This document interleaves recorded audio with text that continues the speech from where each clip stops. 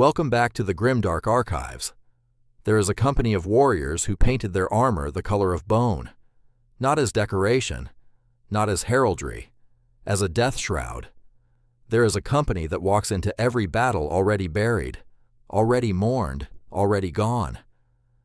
There is a company whose name is not a boast, but a confession, an admission that they carry something so heavy, so old, so fundamentally unforgivable that the only appropriate response was to dress themselves as corpses and never stop fighting until the universe either forgave them or killed them. They are the Deathwing, the first company of the Dark Angels, and the story of how they came to be is not the story most people think it is, because most people hear Deathwing and they think Terminators. They think the most elite warriors of the First Legion stomping through space hulks in ivory plate, stormbolters cycling, power fists crackling. And that is true. That is what you see. But what you see is the scar tissue. Beneath it lies a wound that has been open for 10,000 years. And tonight, I want to take you down into it. Let me take you back to a time before the bone-white armor, before the silence and the secrets, before any of it. Let me take you back to the founding of the First Legion itself. The Dark Angels were not simply the first Space Marine Legion. They were the prototype. Created before the others, tested before the others, deployed before the others. When the Emperor needed a weapon forged in total secrecy on ancient Terra, it was the first Legion he built. They fought the Unification Wars in shadows so deep that entire campaigns have been redacted from Imperial record. They carried out decrees that other legions would never learn existed. They were, from the very first breath of their existence, keepers of things that could not be spoken aloud. This matters. Hold it in your mind. Because the culture of silence did not begin with their great shame. It was baked into their marrow from the moment of their creation. The Dark Angels were already a legion of secrets before they had anything to be ashamed of. What came later, the heresy, the betrayal, the fallen, it did not corrupt their nature. It fulfilled it. Now, the Legion finds their Primarch, Lionel Johnson, raised in the monster-haunted forests of Caliban, a world so saturated with warp corruption that the knightly orders who ruled it spent their entire civilization fighting back the dark.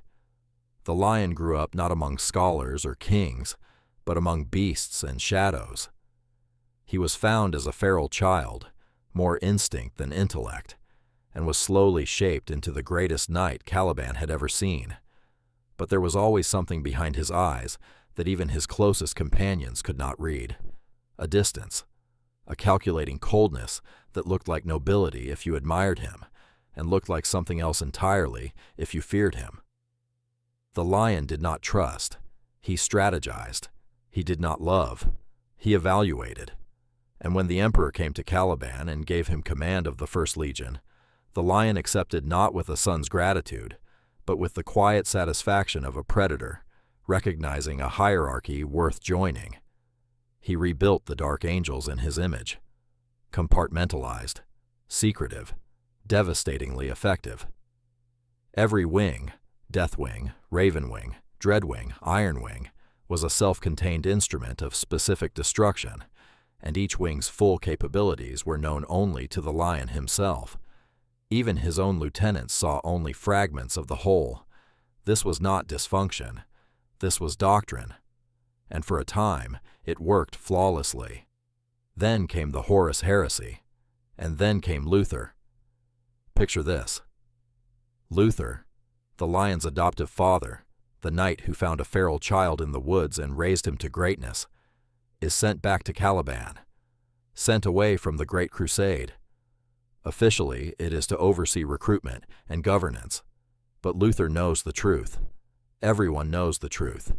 He has been exiled, dismissed, deemed insufficient by the son he made.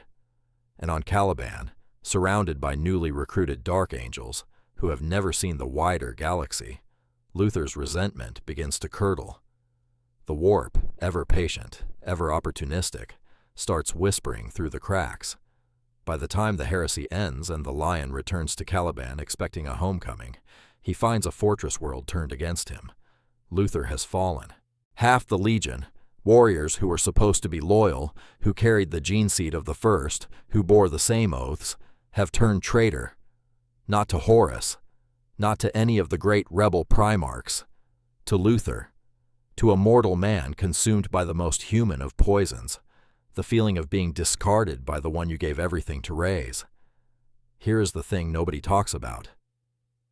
The Dark Angels did not suffer a grand, mythic betrayal, not the kind the sons of Horus endured, with Primarchs dueling aboard burning flagships and the fate of the Imperium hanging in the balance.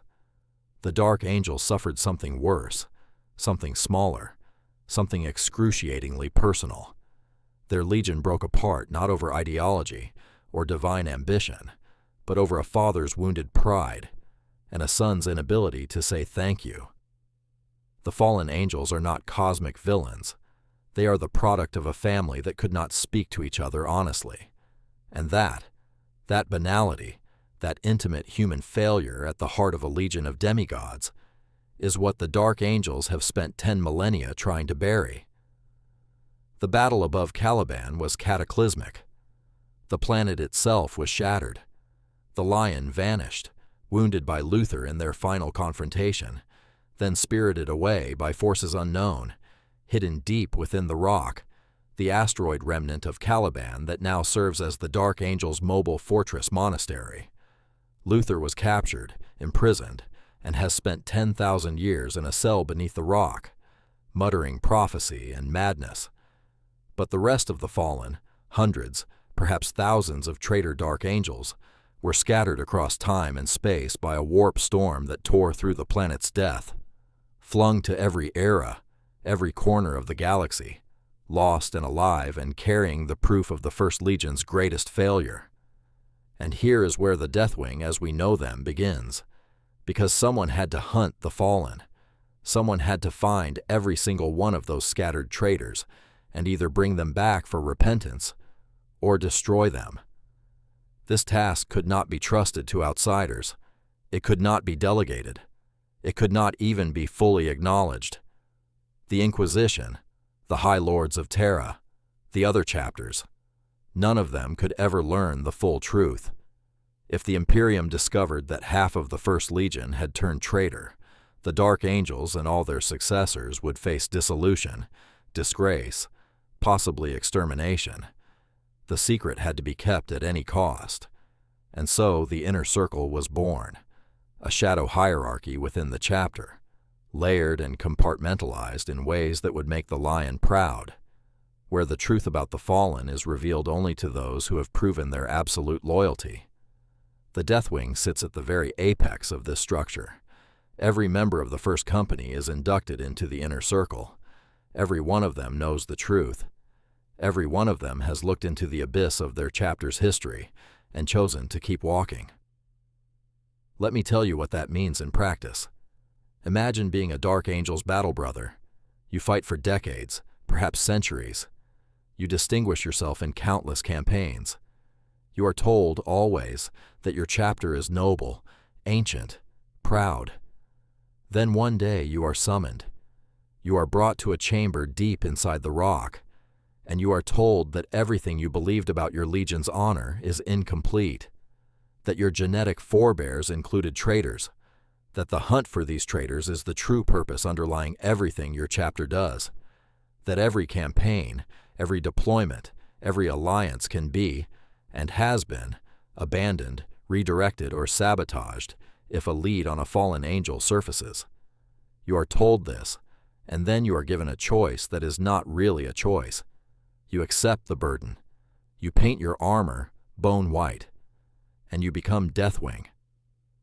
Here's the detail that changes everything about how you understand that color. The bone-white armor of the Deathwing has its origins in a tradition far older than the hunt for the fallen. It comes from a ritual practiced by the Dark Angels recruiting worlds, specifically from a Native American-inspired culture on a world called Plains World, detailed in the original Deathwing short story from the early days of Warhammer 40,000 fiction. In that story, A squad of Terminators from this world returns home to find their people enslaved by genestealers. They paint their armor white, the color of death in their culture, because they do not expect to survive. It is a death ritual, a declaration. We are already dead, and the dead are fearless. The chapter adopted this tradition wholesale, and the genius of it, the cruel, layered, suffocating genius of it, is that the symbolism works on every level simultaneously. The Deathwing wear bone white because they are the dead walking, because they carry a secret that has killed their innocence, because they fight a war that will never be acknowledged, because every one of them knows that if the truth ever surfaces, their entire chapter dies with it. They are entombed in their knowledge as surely as a dreadnought is entombed in its sarcophagus, except no one can see the walls. Now consider the tactical reality. The Deathwing are Terminator armored elite, the absolute pinnacle of the Dark Angel's fighting strength. Tactical dreadnought armor, the rarest and most sacred war gear in the Adeptus Astartes, stormbolters, assault cannons, cyclone missile launchers, thunderhammers, and storm shields. They deploy via teleportation, materializing directly into the heart of the enemy, with a flash of light and a crack of displaced air. They are functionally unstoppable in close-quarters engagements, boarding actions, space hull clearances, fortress assaults. The Deathwing are the force you send when nothing less will do. But they are also the force that disappears, the force that breaks off from Allied operations without warning, the force that arrives in a war zone where no one requested them, fights a battle no one authorized, kills targets no one else can identify, and then leaves without explanation. Imperial commanders have filed formal complaints. Inquisitors have launched investigations. Entire campaigns have been compromised because the Deathwing detected a fallen angel on a nearby world and redeployed without telling a single soul outside the inner circle. This is not dysfunction. This is the cost. And this is where the story gets strange, because the Deathwing's obsession with the fallen creates a paradox that sits at the very heart of the Dark Angel's identity. They are, by any measurable standard, among the most loyal chapters in the Imperium. Their combat record is immaculate.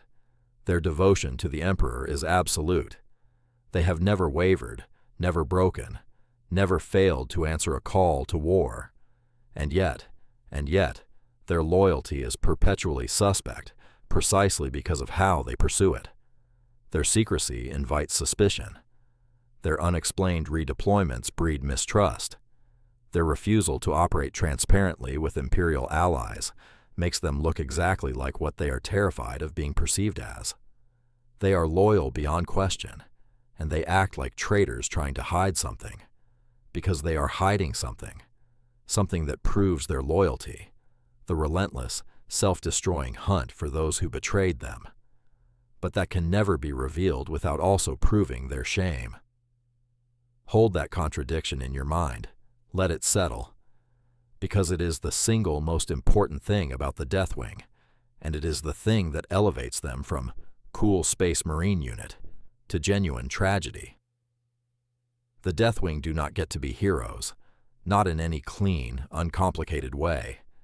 Every victory they win against the enemies of mankind is shadowed by the knowledge that they would abandon that fight in a heartbeat if a fallen angel appeared. Every oath they swear to an allied commander is provisional, subject to a higher priority that they can never explain. Every brother they lose in the field is mourned twice, once for the warrior and once for the secret he carried to his grave. They are the most elite soldiers in a chapter of elite soldiers, and they are also the most imprisoned. Their armor is the heaviest in the Imperium, and I do not mean the Terminator plate. Now let me take you forward to the era of the Indomitus Crusade. Roboute Guilliman has returned. The Primaris Marines have been introduced. The Dark Angels have accepted them, grudgingly, cautiously, with the inner circle watching every new recruit for the faintest sign of divided loyalty. And the Deathwing has evolved. Primaris-scale Terminators now walk alongside their firstborn brothers. The war gear has advanced. The tactics have expanded. But the mission has not changed by a single degree. If anything, the return of a loyalist Primarch has made things worse, because Guilliman asks questions. Guilliman demands transparency. Guilliman has restructured the Imperium's military apparatus in ways that make the Dark Angels' compartmentalized secrecy harder to maintain.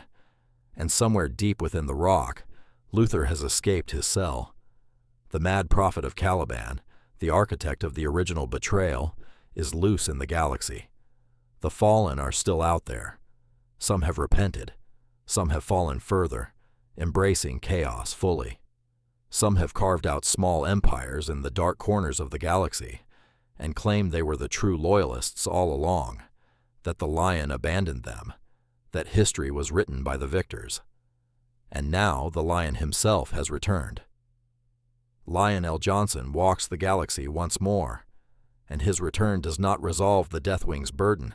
It intensifies it, because the lion is exactly who he always was, secretive, imperious, strategic, utterly unwilling to bare his soul even to those who have bled for him across 100 centuries. He does not comfort his sons. He commands them. He does not explain the past. He wages the future. And the Deathwing, those bone-clad warriors who have carried his legion's shame since before the Imperium forgot what shame meant, must now follow a returned father who embodies the very qualities that caused the fall in the first place. The inability to speak, the refusal to trust, the conviction that secrecy is strength. Here is what I want you to carry with you when you think about the Deathwing. They are not defined by their armor, their weapons, or their tactical doctrine. They are defined by what they know and what that knowledge costs them. Every other Space Marine fights for victory, for glory, for the Emperor, for survival. The Deathwing fight for absolution, for an expiation that can never be completed because the sin can never be fully confessed. They are loyal because they are ashamed. They are relentless because they are afraid. They are silent because the one thing they most need to say is the one thing that would destroy them. In the Imperium of the 41st millennium, there is no shortage of tragedy. Worlds burn every day. Species are extinguished without record. Gods feed on the screaming faithful. But the tragedy of the Deathwing is quieter than all of that. It is the tragedy of men who did everything right in response to something that went wrong before they were born, and who will never, ever be free of it. Not because the universe is cruel, though it is, but because they will not let themselves be free. Because to forgive themselves would mean forgetting, and to forget would mean it could happen again. The bone-white armor is not a symbol of death. It is a promise that they would rather die than let the wound close over the rot beneath. And that, in a galaxy of gods and monsters, might be the most human thing of all.